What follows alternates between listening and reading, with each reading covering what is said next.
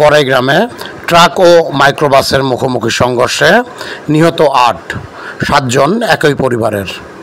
নাটোরের বড়াই গ্রামে একটি মালবাহী ট্রাকের সাথে মাইক্রোবাসের মুখোমুখি সংঘর্ষে ঘটনাস্থলেই 5 জন নারীসহ মোট 8 জন নিহত হয়েছে।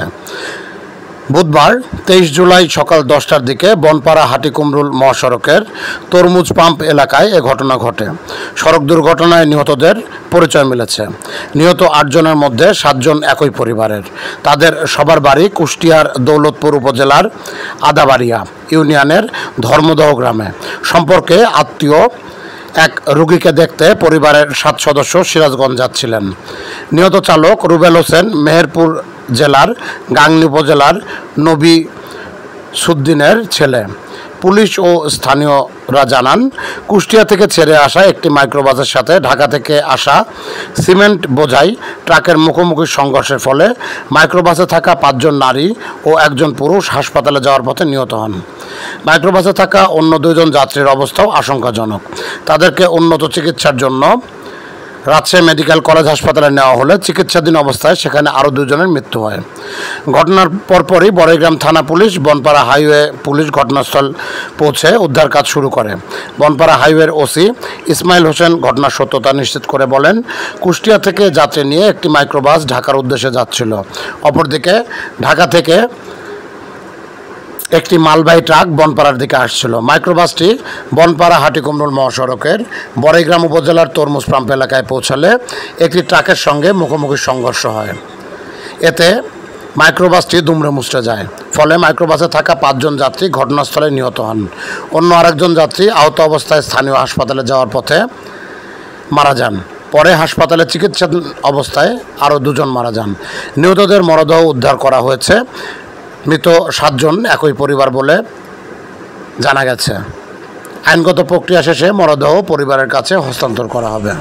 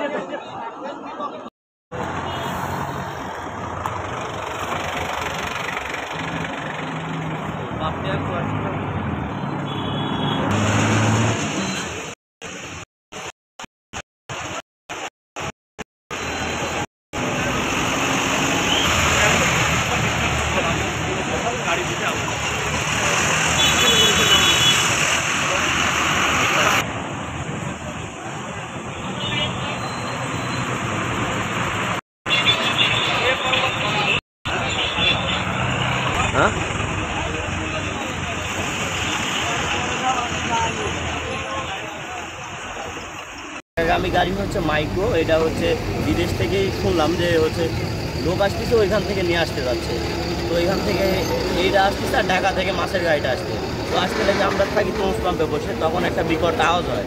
তো আমরা আসি, এখানে দৌড়ে আসি, দেখি যে হচ্ছে অনেক মারা গেছে, 1 জনের হাত লড়তেছে এমন খায়নি। তো তারপরে আমরা হচ্ছে এখানে প্রশাসনের লোক থাকে, পুলিশ থাকে থানার, তো ওনাদের বলা হয়। তো বলা পরে ওনারা বলে এটা হাইওয়ের কাজ, হাইওয়ে দেখছে। তো ওনারা তখন কাজ করে না, তখন তো চলে গেছে। তারপরে হচ্ছে ফায়ার সার্ভিসে ফোন দেয়, 999-এ ফোন দেয়। তারপরে ওনারা আসে, ওনারা উদ্ধার কাজ করে, এলাকার মানুষ আছে, ওনারা হচ্ছে উদ্ধার কাজে সহযোগিতা করে। এখন বর্তমানে এখানে স্পট ডেট 5 জন মারা গেছে, আর হচ্ছে আপনার 3 জনকে হসপিটালে পাঠানো হয়েছে। আপনার 2 জন মারা গেছে হসপিটালে, ওইখান থেকে খোঁজ আছে, 2 জন মারা গেছে। মালবাহী ট্রাক এবং মাইক্রোবাসের মুখোমুখি সংঘর্ষ হয়। তো আমরা যতটুকু জেনেছি যে মাইক্রোবাসের ভিতর 8 জন যাত্রী ছিলেন। তো স্পটে আমরা এখানে 5 জনকে ডেড অবস্থায় পেয়েছি। এই 5 জনের মধ্যে আপনার 4 জন মহিলা, 1 জন পুরুষ।